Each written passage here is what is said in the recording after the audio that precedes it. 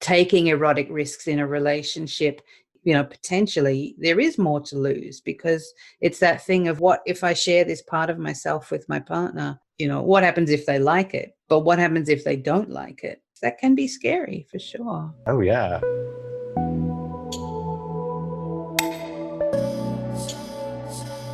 I'm Cindy Darnell, and welcome to The Erotic Philosopher, the podcast where we examine and explore sex and relationships through social, cultural, political, and other lenses, and discover ways to solve some very diverse and stimulating erotic quandaries. Today's guest is T.T Baum. T.T is a sacred intimate, a sex educator, and a certified bondage provider and trainer based in San Francisco.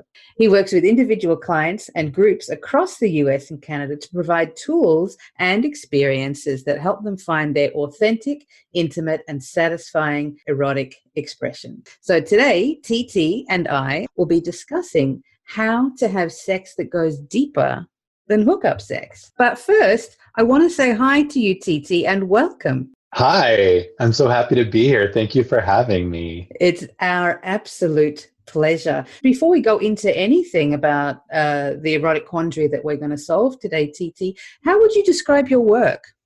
So most of my work is as a sacred intimate. And when people ask me what that is, my elevator pitch is that I provide safe space for people to explore and express themselves sexually and erotically, and find out what their unique sexual expression is, no matter what it is, and help them, guide them, give them tools to cultivate that expression and give them a sense of empowerment and agency over it, so that they can walk a little bit more confidently in the world with their sexuality.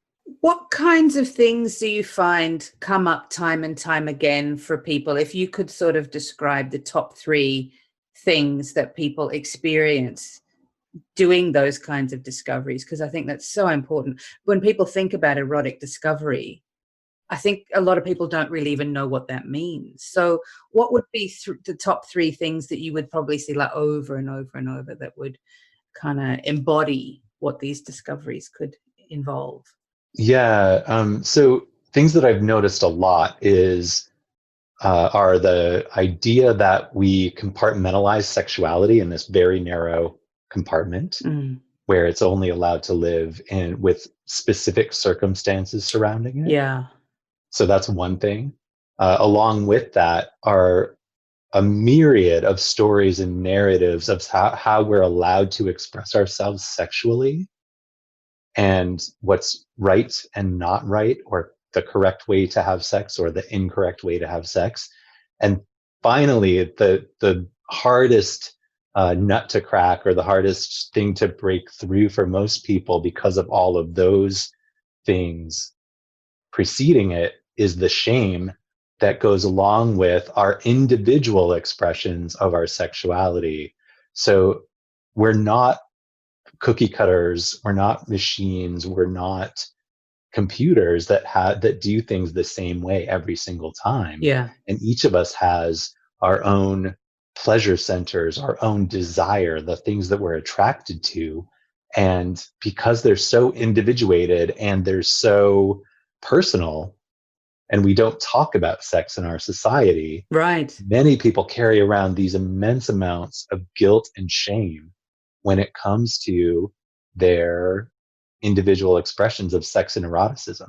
Yeah. And having an opportunity to unpack some of that stuff with, a professional like yourself or me, or, the professionals that we know. There's so many ways of going about this. Oh, yeah. What inspired you to become a pleasure activist? It's actually a pretty average story, believe it or not. I was in a relationship that I'm still in, but it was relatively new, maybe about 3 years old. And my now husband, way back when, had his own experiences working as a sacred intimate and having experiences with really transformative sex and erotic space through the Body Electric School.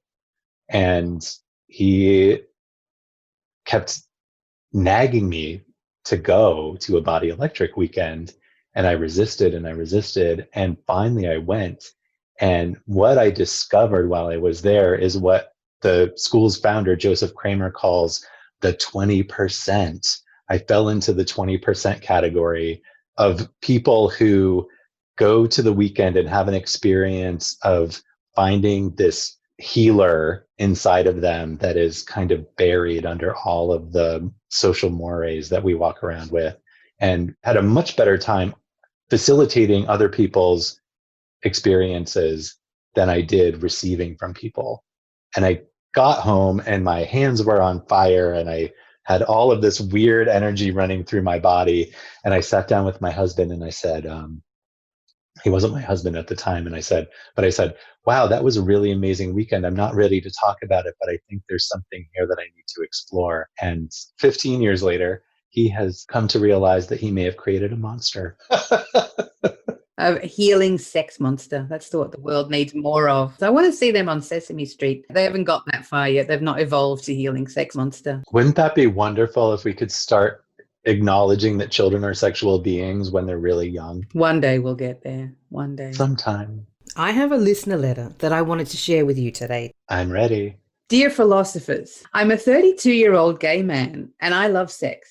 I'm active on several dating apps and I have no trouble getting attention. I love it and I really look after and enjoy my body. The trouble is I'm at a point in my life where I really want to have deeper, longer relationships, but I find it hard to keep myself sexually interested after a few hookups with the same person.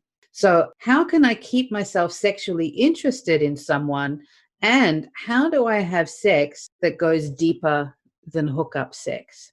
And that's from Robin.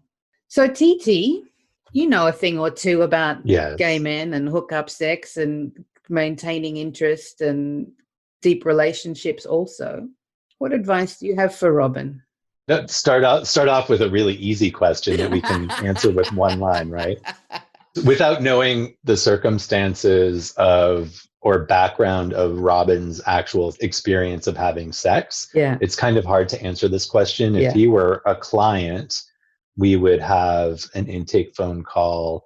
Our whole first session would probably be about exploring some deeper details of his sexual history, right, and what's working and what's not working for him right now. I mean, he alluded to it a little bit in his letter. I guess I would start by asking him the question, what is it that he really wants sexually and also in a relationship?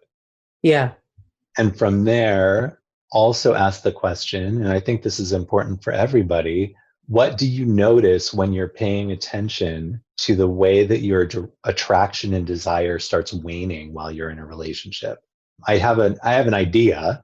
Yeah. Go. Yeah. I mean, I would be keen to hear your idea because, I mean, for me, I hear what you're saying and I think it's exactly very similar to what I would say or do in that situation too. I think, what you're talking about, that idea that we compartmentalize that sex is like this and love is like this. And at the same time, society tells us, especially in heterosexual culture, that love and sex must go together. And even though most of us have a lived experience of them being separate, and then when they do come together, they create this extra tension where then, sometimes we start to get bored. So I'm interested when you say, I have an idea. What would your idea be? Well, the idea is exactly what you were talking about. We have the, classically or in classic psychology, I think they call that the whore Madonna complex. Yeah. Right. And gay men fall into this trap all the time because we're raised under heteronormative binary couple paradigms. Right. So we go out into the world identifying through our sexuality, and as men who have sex with other men, oftentimes the trappings of relational situations are thrown off and we're able to hook up much more casually and much more easily with each other. However, we still believe somewhere in the back of our minds that a meaningful relationship is something different than a sexual relationship. And it doesn't have to be. I was in a secondary relationship for 7 years, and one of the things that we butted heads about all the time was that my other partner thought of me as this sacred intimate, sacred being, sacred guru, and the sex that we had was much different than the sex that he had with other people. Ah. And we sat down and would talk about it for a long time, and he wasn't able to wrap his mind around the idea that I can be a sacred being and embrace what we consider the profane, the dirty, slutty, raunchy sex. Yeah. That fuels that passion and that fire of hookup anonymous, casual play dates. Yeah. Yeah. So it's a challenge. We don't see oftentimes in our society the integration of true intimacy and sex Right. as the same thing. Yeah. And they are, and they can be. Yeah. Yeah. Absolutely. There is a tendency in Western culture to pathologize the experience that many of us have, that the intimacy, the romantic part, and then the profane, the kind of dirty, slutty part, that we tend to sort of separate and segment those as a way of being able to experience them in our lives. And sometimes when people have what's often colloquially and sometimes professionally referred to as a fear of intimacy, or, they're a commitment phobe, which used to be a phrase that was thrown around, I guess, in the 90s, perhaps more than these days. I don't hear it so much, but it implies that there's one right way to be in a relationship, or it implies that there's one right way to have sex, and that if you don't do it that way, any other version of it is wrong, or there's some pathology behind it. It's because of something that happened to you when you were a kid, or something terrible happened, or, you're just fundamentally flawed. So I think it's true that both of those things can exist at the same time. It's possible that Robin is fearful of going deep. We don't know why, like what might happen if he goes deep, what might he find about himself there. And then at the same time, maybe he does just really enjoy dirty, filthy sex with strangers. And he feels like if he goes into a relationship, maybe that he feels like he can't have that, or he can't have that with his partner. And maybe, any potential partner, he could talk about that with them and say, I have a tendency to get bored really easily and really quickly. It's not because of you. It's something that happens within me, but I need you to know about it because it's going to affect you. It's not about you. But it's going to affect you. And I'm just saying that up front because I think you're amazing and I really want to go deeper with you. But there's a part of me that's a bit overwhelmed, and I'm just saying it out loud. T.T, what do you reckon? I agree with a lot of what you're saying, and I would add to that there are two things that I'm noticing, that I notice in my work when I'm working with gay men or men who primarily have sex with other men, is as much work as we've done on ourselves and in society to have a sense of integration and acceptance beyond tolerance, right? Is we still carry around internalized homophobia around the ways in which we engage with each other. It's almost like there's this version of the gay character that we all see portrayed in media, on TV and in films. And even as real as many of those people are, we don't talk about the kind of sex that we have, which is much, much different than the kind of sex that a lot of heteronormative couples and a lot of heterosexual people have. Yeah. So, and by that I mean, it's much, like I said earlier, oftentimes it feels much more accessible. Oftentimes it's anonymous. There's room for us to play and try and engage with one another in ways that is not so precious. When all of the trappings of marriage and long-term relationship are taken off of it. That is such a powerful thing. I think that preciousness, that the risks involved in taking erotic risks in a relationship technically, potentially there is more to lose, because it's that thing of, well, what if I share this part of myself with my partner? What happens if they, what happens if they like it? But what happens if they don't like it?